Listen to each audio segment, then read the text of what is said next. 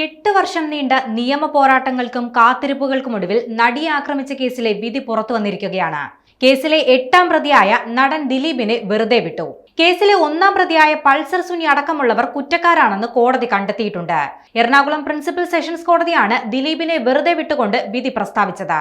കൃത്യത്തിൽ നേരിട്ട് പങ്കെടുത്ത പൾസർ സുനി അടക്കം 6 പ്രതികൾക്കെതിരെ കൂട്ടബലാത്സംഗം, തട്ടിക്കൊണ്ടുപോകൽ, ഗൂഢാലോചന എന്നീ കുറ്റങ്ങളാണ് പ്രധാനമായും ചുമത്തിയിരിക്കുന്നത്. ഇവയെല്ലാം തന്നെ തെളിയുകയും ചെയ്തു.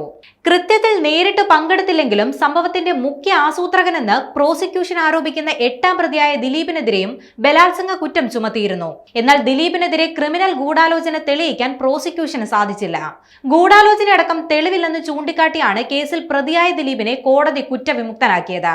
പ്രതികളെ ഒളിവിൽ പോകാൻ സഹായിച്ച ചാർലിയെയും 10ാം പ്രതിയായ ശരത്തിനെയും വെറുതെ വിട്ടു. കുറ്റത്തിൽ നേരിട്ട് പങ്കെടുത്തവരാണ് പ്രതികൾ.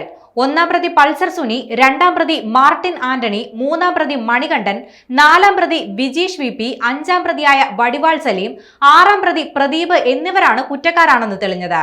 ആക്രമിക്കപ്പെട്ട നടിയോടുള്ള വ്യക്തിവിരോധത്തെ തുടർന്ന് ബലാത്സംഗത്തിന് കൊട്ടേഷൻ കൊടുത്തുവെന്നതാണ് ദിലീപിനെതിരായ കേസ്. എന്നാൽ തന്നെ കേസിൽ പെടുത്തിയതാണെന്നും പ്രോസിക്യൂഷൻ കെട്ടിച്ചമച്ച തെളിവുകളാണ് കോടതിയിൽ എത്തിയതെന്നുമായിരുന്നു ദിലീപിന്റെ വാദം. രാജ്യം തന്നെ ഉറ്റുനോക്കിയ കേസാണ് കൊച്ചിയിൽ നടിയെ ആക്രമിച്ച സംഭവം. കേസിലെ വിചാരണയ്ക്കിടെ 28 സാക്ഷികളാണ് കേസിൽ നിന്നും കൂറുമാറിയത്. 2017 ഫെബ്രുവരിയിലാണ് കൊച്ചിയിൽ വെച്ച് ഓടിക്കൊണ്ടിരുന്ന വാഹനത്തിൽ നടി ക്രൂരമായി ആക്രമിക്കപ്പെടുന്നത്.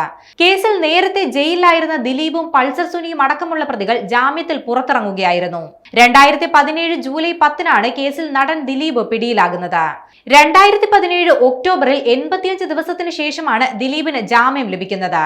2017 ഫെബ്രുവരിയിൽ അറസ്റ്റിലായ 1ാം പ്രതി പൾസർ സുനി കഴിഞ്ഞ വർഷം സെപ്റ്റംബറിലാണ് സുപ്രീം കോടതിയിൽ നിന്നും ജാമ്യം ലഭിച്ച് പുറത്തിറങ്ങുന്നത്.